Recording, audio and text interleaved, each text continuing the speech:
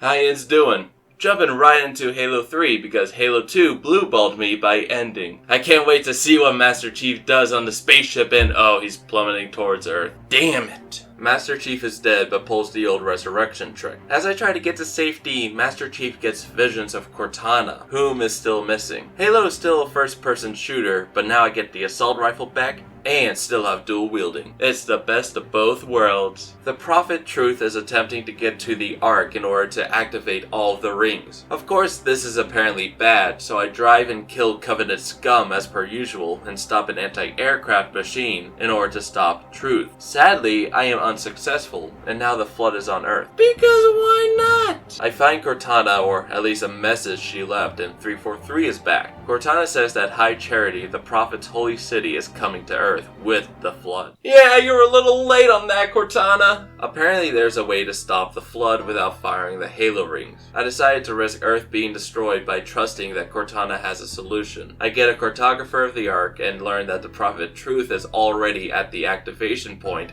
and has put up a barrier. So I took down the barrier and the Flood shows up. Could you not be yourself?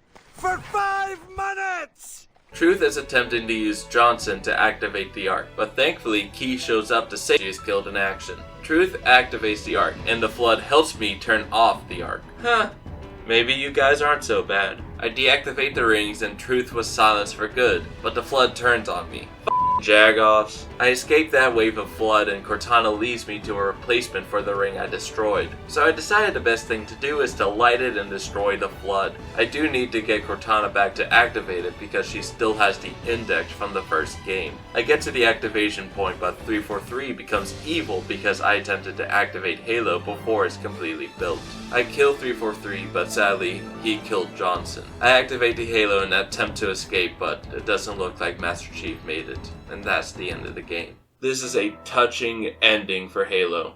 It shows the horrors of war, and Master Chief is alive! You've ruined the ending! Halo 3 is an incredible game, but I have so many mixed feelings about it. I feel like it's just Halo 2, but bigger. Had bigger cutscenes, bigger maps, a much bigger story. Everything was bigger, which I guess means that it should have been better than Halo 2, but it just didn't have the same feeling that Halo 2 did. Halo 2 felt like a breath of fresh air coming off of Halo Combat Evolved. So of course, Halo 3 had a lot to live up to, but it just felt like another breath of air. Halo 3 conveyed its story in a much better way, since it came out on the Xbox 360, which was able to do bigger shits. The cutscenes were beautifully choreographed and I finally understood what was happening. The maps in Halo 3 were much bigger, but the issue of getting lost came back. Thankfully, they understood how to use waypoints to help me out. The music was shorter because there's only one song, Finish the Fight, and you will hear it in every cutscene and every battle while you're taking a sh**,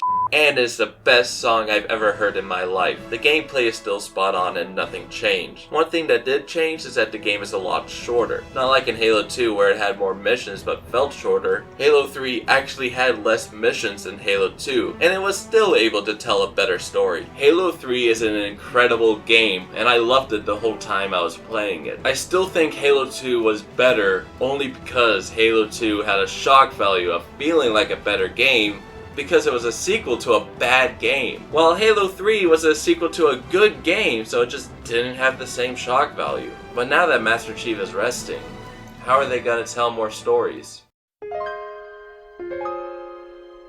I guess I'll find out. This game takes place before Halo 3 since the war is still going on. I start with my platoon, Dutch, Mickey, Romeo, Buck, Veronica, and me, being deployed towards New Mombasa to stop the Covenant. I get knocked out for a while and try to find my fellow troopers. The whole game is me going from place to place and finding out the events that happened while I was knocked out. Buck finds out that Veronica is killed in action, Dutch and Mickey blow up a building, and Romeo is almost killed. Yeah, I know. Took an axe to the chest and lived. Turns out Veronica is not dead, and the mission we're supposed to do is get this alien thing because somehow it knows everything about the Covenant and how to destroy them. So we get it to turn the war around, and that's the end of the game. What the f was that? It was a weak game. I understand that not everything can be as eventful as Halo 2 and 3, but what did this game have to offer? A story that was all over the place that didn't get good until the very end. I didn't enjoy the in-between missions where I had to go from point A to point B just to find some item and figure out the story. In the end, it was an okay story. It's not like any other Halo game because I didn't play as a Spartan. I'm just a trooper. It's very nice to see what the average soldier is doing during this war. There wasn't much map-wise, it's just a linear map every mission. I will say that this game is a lot harder than any other Halo game because I'm not a Spartan. I can't get shot without bleeding to death every second, and for once, my health doesn't regenerate. It was nice to finally face a challenge in a Halo game. Halo 3 ODST is the forgotten child of the Halo games, and I can understand why. It is not the best Halo game by far, heck, it's definitely not better than Halo 2 and 3, but it makes you relate and love the characters, and they give out good life advice. Take my advice, rookie. You ever fall for a woman? Make sure she's got balls.